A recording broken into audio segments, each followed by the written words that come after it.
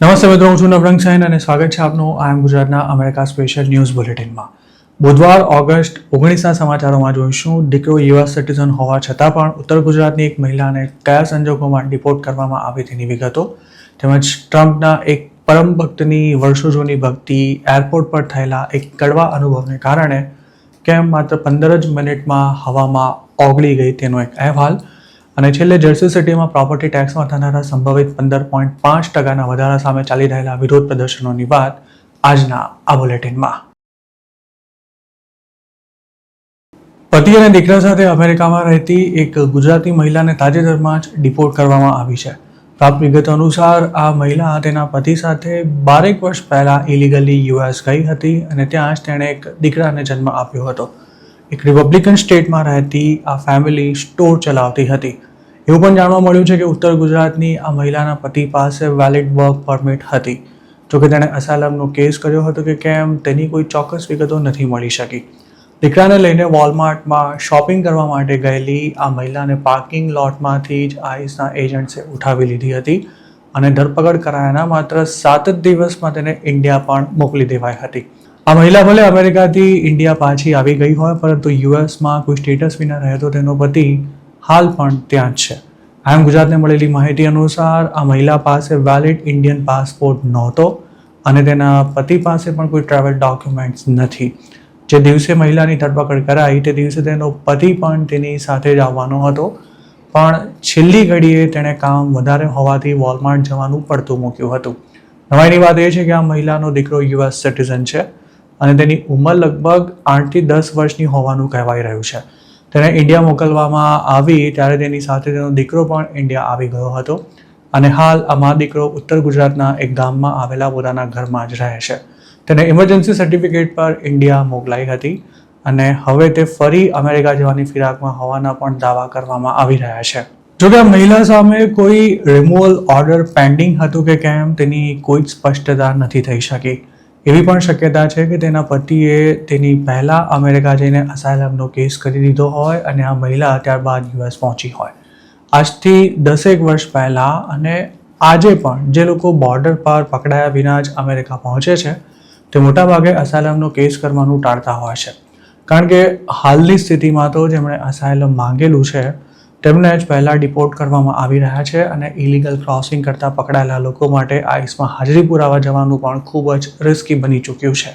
અમેરિકામાં એવા હજારો ગુજરાતી ફેમિલીઝ રહે છે કે જેમાં સંતાનો યુએસ સિટીઝન છે પણ મા બાપ પાસે કોઈ જ સ્ટેટસ નથી. 2025 પહેલાં ઇલીગલી યુએસ ગયેલા મોટાભાગના લોકોએ પાછા ના આવવું પડે તે માટે ત્યાં પહોંચતા જ તાબડતોબ બેબી પ્લાનિંગ પણ કર્યા હતા.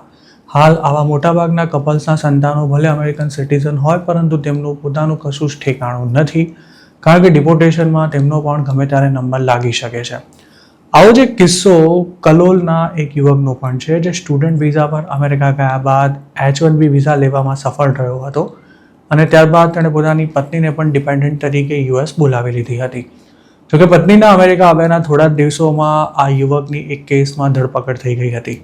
તે જેલમાંથી તો છૂટી ગયો હતો, પણ તેની પાસે કોઈ લીગલ સ્ટેટસ નહોતું રહ્યું. આ દરમિયાન તેની પત્નીએ પોતે અસાઇલમનો કેસ ફાઇલ કરી દીધો હતો અને યુએસમાં તેણે એક સંતાનને પણ જન્મ આપ્યો હતો. આખરે ટ્રમ્પની સરકાર આવ્યા બાદ કલોલના આ યુવકને 6-7 વર્ષ જૂના કેસમાં આઈસ દ્વારા અરેસ્ટ કર્યા બાદ 2-2.5 મહિના સુધી જેલમાં રાખી તેને ઇન્ડિયા પાછો મોકલી દેવાયો હતો. હાલ આ યુવકની પત્નીને અમેરિકામાં અસાઇલમ મળી ચૂક્યું છે, પણ હજુ સુધી તેને ગ્રીન કાર્ડ ઇસ્યુ નથી કરાયું, જેથી તે ઇન્ડિયા આવી શકે તેમ નથી અને આ યુવક પણ પાછો યુએસ જઈ શકે તેમ નથી. જો તેની પત્નીને ગ્રીન કાર્ડ મળી જશે તો પણ ઇન્ડિયામાં તેણે પોતાના જીવને જોખમ હોવાનો દાવો કર્યો હોવાથી તેના માટે અમેરિકાના પરમેનન્ટ રેસિડેન્સ બન્યા બાદ પણ ઇન્ડિયા આવવું જરાય આસાન નથી રહેવાનું.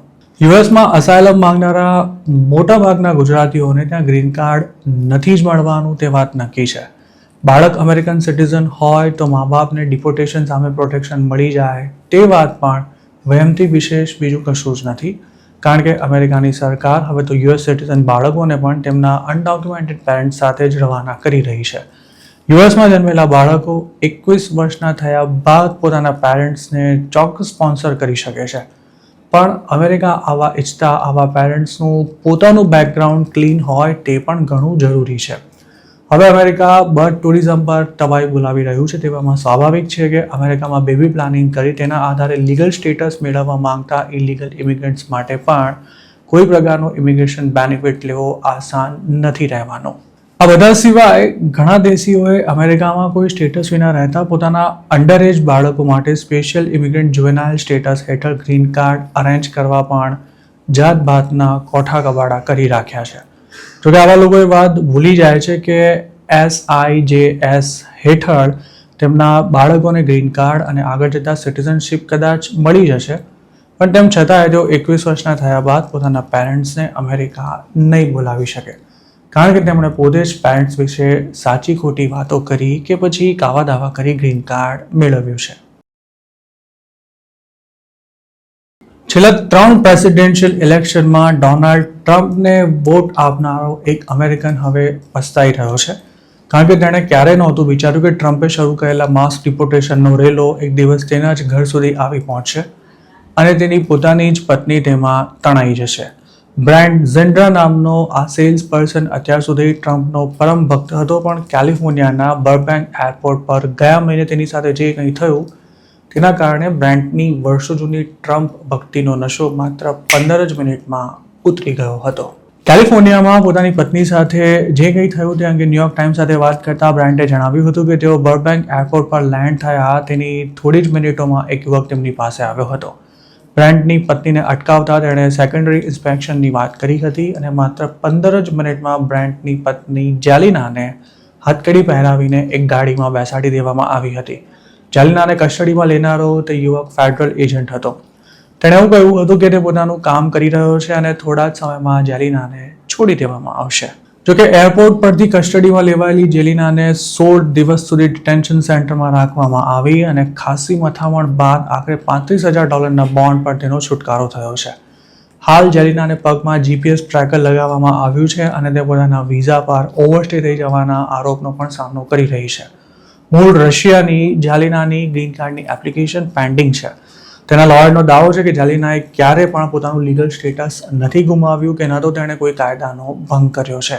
ટ્રમ્પ એડમિનિસ્ટ્રેશન હવે મોટી સંખ્યામાં એરપોર્ટ પરથી ઇમિગ્રન્ટ્સની ધરપકડ કરી રહ્યું છે, જેમાં ઓવરસ્ટે થઈ ગયેલા લોકોને ખાસ ટાર્ગેટ બનાવવામાં આવી રહ્યા છે. US સિટીઝનને પરણ્યા બાદ ગ્રીન કાર્ડ માટે અપ્લાય કરનારી જેલિના પણ આ જ કાર્યવાહીમાં આઈસના હાથમાં આવી ગઈ હતી, જેના કારણે તેને 16 દિવસ જેલમાં કાઢવા પડ્યા હતા. યુએસના ફેડરલ લો અનુસાર ગ્રીન કાર્ડ માટે અપ્લાય કરનાર જો એક્સપાયર્ડ વિઝા પર યુએસમાં રહેતો હોય તો તેની ધરપકડ કરી શકાય છે, પણ અત્યાર સુધી કોઈ પણ સરકારે આવી પ્રકારની કાર્યવાહી નહોતી કરી. જોકે રોજના 2000 એલિયન્સને પકડવા માટે આકાશ પાતાળ એક કરી રહેલું ટ્રમ્પ એડમિનિસ્ટ્રેશન સ્ટેટસ વિના રહેતા લોકોને કોઈ પણ પ્રકારની રાહત આપવા માટે તૈયાર નથી. જેલિનાના પતિ બ્રેન્ટનું આ અંગે કહેવું છે કે પ્રેસિડેન્ટ ટ્રમ્પ અમેરિકામાં લીગલ એન્ટ્રી કરનારા પાછળ પણ જાણે બંદૂક લઈને પડ્યા હોય તે રીતે આડેધડ લોકોને પકડવામાં આવી રહ્યા છે, પણ અમેરિકાના લોકોએ તેના માટે તેમને ક્યારેય વોટ નહોતા આપ્યા. જેલિનાના કેસ અંગે DHSએ ન્યૂયોર્ક ટાઈમ્સને આપેલી પ્રતિક્રિયામાં જણાવ્યું હતું કે જેલિના વિઝા પર ઓવરસ્ટે થઈ ગયેલી ઇલીગલ એલિયન છે, જેણે અમેરિકાના કાયદાનો ભંગ કર્યો હોવાથી તેને ડિટેન કરવામાં આવી હતી. DHSએ એવી પણ સ્પષ્ટતા કરી હતી કે વર્ક પરમિટ મળેલી હોય કે પછી ગ્રીન કાર્ડની એપ્લિકેશન પેન્ડિંગ હોય તો તેનો અર્થ એવો નથી થતો કે જે તે એલિયનને અમેરિકામાં લીગલ સ્ટેટસ પણ આપી દેવાયું છે. જોકે બ્રેન્ટની દલીલ છે કે તેની પત્ની દિવાલ કૂદીને કે પછી દરિયામાં સ્વિમિંગ કરીને અમેરિકામાં નથી ઘૂસી. તેણે લીગલ વિઝા પર આ દેશમાં એન્ટ્રી લીધી હતી અને તે એક US સિટીઝનની પત્ની છે. જેલિના 2021માં ટુરિસ્ટ વિઝા પર અમેરિકા પહોંચી હતી. રશિયાએ યુક્રેન પર અટેક કર્યો તે અરસામાં તેણે 2 વાર પોતાનો સ્ટે એક્સટેન્ડ કરાવ્યો હતો અને 2022માં અસાયલમ ફાઇલ કર્યું હતું. અસાયલમનો કેસ પેન્ડિંગ હતો ત્યારે માર્ચ 2025માં જેલિનાની મુલાકાત તેના હાલના પતિ બ્રેન્ટ સાથે થઈ હતી અને આ કપલે ડિસેમ્બર 2025માં મેરેજ કરી લીધા હતા. એપ્રિલ 2026માં બ્રેન્ટે પત્ની માટે ગ્રીન કાર્ડની પિટિશન ફાઇલ કરી હતી. તેમની એપ્લિકેશન રિસીવ થઈ ગઈ હોવાનો કન્ફર્મેશન મેસેજ પણ તેમને મળ્યો હતો અને જેલિનાની ફિંગરપ્રિન્ટ્સ પણ લેવાઈ ગઈ હતી. કેલિફોર્નિયામાં રહેતા કપલે ઓહાયોના ક્લિવલેન્ડમાં પોતાનું મકાન ખરીદ્યું હતું અને તેઓ ટૂંક જ સમયમાં ત્યાં શિફ્ટ થઈ જવાની તૈયારીમાં હતા. જુલાઈ 16ના રોજ જેલિનાનો બર્થડે સેલિબ્રેટ કરવા માટે બ્રાન્ટે સોલોમા કાઉન્ટી જવાનો પ્લાન બનાવ્યો હતો, પણ આ ટ્રીપ કેન્સલ રહી હતી. જુલાઈ 13ના દિવસે તેમણે સેન ફ્રાન્સિસ્કોથી બર્બેન્ક જવા માટે ફ્લાઇટ લીધી હતી, જ્યાં બ્રાન્ડને કેટલાક ક્લાયન્ટ સાથે મીટિંગ કરવાની હતી, જ્યારે જેલિના તેના ફ્રેન્ડ્સને મળવાની હતી. જોકે બર્બેન્ક પર લેન્ડ થતાં જ આ કપલને અટકાવાયું હતું અને જેલિનાને પૂછપરછના બહાને અલગ કર્યા બાદ તેને ડિટેન કરી લેવાઈ હતી. તે વખતે બ્રાન્ડે જેલિનાના ઇમિગ્રેશન લોયરને ફોન કર્યો હતો, પણ આઈસના એજન્ટ્સે તેની સાથે વાત કરવાનો સ્પષ્ટ ઇનકાર કરી દીધો હતો. જેલિનાને એરપોર્ટ પરથી આઈસની એક લોકલ ફેસિલિટીમાં લઈ જવામાં આવી હતી, જ્યાં તેને 18 કલાક સુધી એક ચિલ્ડ રૂમમાં રાખવામાં આવી હતી. ત્યારબાદ તેને હાથ પગ અને કમરમાં બેડી પહેરાવી એટલાન્ટામાં આવેલા ડિટેન્શન સેન્ટરમાં મોકલી દેવાઈ હતી. આ જેલમાં 120 મહિલા કેદીઓ હતી અને માત્ર 7 જ શાવર હતા, જેમાંથી 4 કામ કરતા હતા. જો કોઈ બીમાર પડે તો તેને હોસ્પિટલ લઈ જવાની નોબત ન આવે ત્યાં સુધી કોઈ તેના પર ધ્યાન સુદ્ધા નહોતું આપતું. જેલની લાઇટો 24 કલાક ચાલુ રહેતી હતી અને ગાર્ડ્સના વોકી ટોકીમાંથી આવતા અવાજોને કારણે કોઈ શાંતિથી સૂઈ પણ નહોતું શકતું. જેલિનાના પતિએ તેને છોડાવવા માટે ખૂબ જ દોડધામ કરી હતી. તેના લોયરે બોન્ડ હિયરિંગ માટે રિક્વેસ્ટ કર્યા બાદ આખરે જુલાઈ 28ના રોજ જેલિનાને $35,000 બોન્ડ મળ્યા હતા અને બીજા દિવસે તેનો ડિટેન્શન સેન્ટરમાંથી છુટકારો થયો હતો. જોકે બહાર આવ્યા બાદ હવે તેને નિયમિત આઈસમાં હાજરી પુરાવા જવું પડશે. તે 75 માઇલના રેડિયસની બહાર પણ નહીં નીકળી શકે. જેલિનાના કેસની હિયરિંગ ઓક્ટોબર 22થી શરૂ થવાની છે, પણ તેને સમાપ્ત થવામાં ઘણા મહિના લાગી શકે છે. ગુજરાતીઓની ખાસી વસ્તી ધરાવતા ન્યૂ જર્સીના જર્સી સિટીમાં પ્રોપર્ટી ટેક્સમાં 15.5%નો જંગી વધારો ઝીકવા માટે હિલચાલ શરૂ થતાં લોકોમાં આક્રોશ પ્રવર્તી રહ્યો છે. સોમવારે જર્સી સિટીમાં બાબતે કેટલીક જગ્યાએ વિરોધ પ્રદર્શનો પણ કરવામાં આવ્યા હતા. શહેરના મેયર જેમ્સ સોલોમનનું કહેવું છે કે અગાઉની સરકારોની નીતિઓને કારણે બજેટ ખાત જે સ્તર પર પહોંચી ગઈ છે તેને સરભર કરવા માટે ટેક્સમાં વધારો કરવો અનિવાર્ય છે. સિટીના બજેટ પર બુધવારના રોજ ફાઇનલ વોટ લેવામાં આવશે. જોકે આ અંગે કોઈ આખરી નિર્ણય લેવાય તે પહેલાં જ અમુક લોકો એવું કહી રહ્યા છે કે જો આમ થયું તો તેમને જર્સી સિટી છોડી દેવાની ફરજ પડશે. પ્રોપર્ટી ટેક્સમાં થનારા સંભવિત વધારા બાબતે જર્સી સિટીના મેયર સામે પણ લોકોમાં આક્રોશ પ્રવર્તી રહ્યો છે. વર્ષોથી આ શહેરમાં રહેતા લોકોનું કહેવું છે કે જો પ્રોપર્ટી ટેક્સ 15.5% જેટલો વધ્યો તો તેમને આ શહેરમાં રહેવું આર્થિક રીતે નહીં પોસાય. મેયરનો પ્લાન આમ તો પ્રોપર્ટી ટેક્સમાં 20% જેટલો વધારો કરવાનો હતો, પણ લોકોના રોષને જોતા હાલ 15.5% જેટલો વધારો કરવાની તૈયારી ચાલી રહી છે.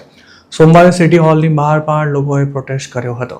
દેખાવકારોની દલીલ છે કે મોંઘવારીમાં થયેલા વધારાને કારણે આમે ખર્ચા ખૂબ જ વધી ગયા છે.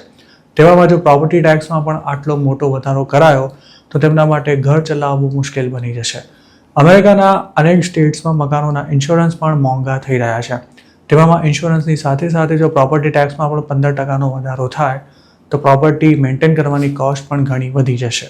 જર્સી સિટીના મેયરનું અંગે કહેવું છે કે જો ટેક્સમાં વધારો કરવા સહિતના અન્ય જરૂરી પગલાં ના લેવામાં આવ્યા તો આવનારા દિવસોમાં ખર્ચા ઘટાડવા માટે છટણી કરવા ઉપરાંત પબ્લિક સર્વિસીસ પર પણ કાપ મૂકવાની નોબત આવશે. જર્સી સિટીએ સ્ટેટ પાસેથી લીધેલી ઇમરજન્સી લોન પણ હવે ચૂકવવાની થાય છે અને પ્રોપર્ટી ટેક્સ આવકનો એક મહત્વપૂર્ણ સોર્સ હોવાથી તેમાં વધારો કરવો જરૂરી છે. જોકે જર્સી સિટીના રહેવાસીઓનું કહેવું છે કે વહીવટીતંત્ર ફિસ્કલ રિસ્પોન્સિબિલિટી નિભાવવામાં નિષ્ફળ રહ્યું હોય તો તેની સજા સામાન્ય લોકોને ના મળવી જોઈએ. તેની સામે મેયરના પ્રવક્તાએ એવું નિવેદન આપ્યું હતું કે આ વર્ષ ખૂબ જ મુશ્કેલ રહેવાનું છે, પણ પ્રોપર્ટી ટેક્સમાં જો વધારો કરાયો તો શહેરની આર્થિક સ્થિતિને સ્ટેબલ કરવામાં મદદ મળશે અને જર્સી સિટી ભવિષ્યમાં આવી કોઈ મુશ્કેલીમાં ન સપડાય તે પણ સુનિશ્ચિત કરવાનો આ મોકો છે.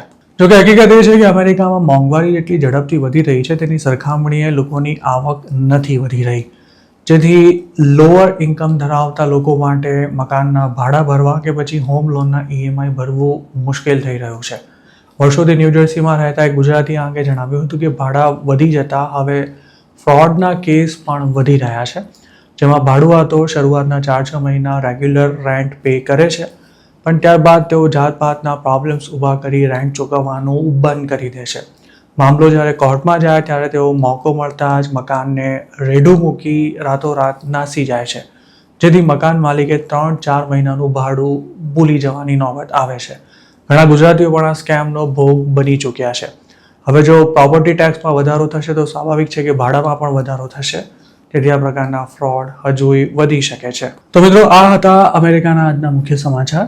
આપને જો અમારી રજૂઆત પસંદ આવી હોય તો આ વિડીયોને લાઇક અને શેર કરવાનું તેમજ આઈ એમ ગુજરાતની યુટ્યુબ ચેનલને સબસ્ક્રાઇબ કરવાનું ભૂલશો નહીં, કારણ કે મારા આ ચેનલ પર આપને મળશે અમેરિકામાં રહેતા ગુજરાતીઓ માટેના તમામ મહત્વના સમાચાર, અને તે પણ આપની પોતાની ભાષામાં. આપ જો અમારી સાથે કોઈ ટિપ શેર કરવા માંગતા હો તો હાલ સ્ક્રીન પર દેખાડેલા વોટ્સએપ નંબર પર પણ અમારો સંપર્ક કરી શકો છો. આપની ઓળખ ગુપ્ત રાખવામાં આવશે.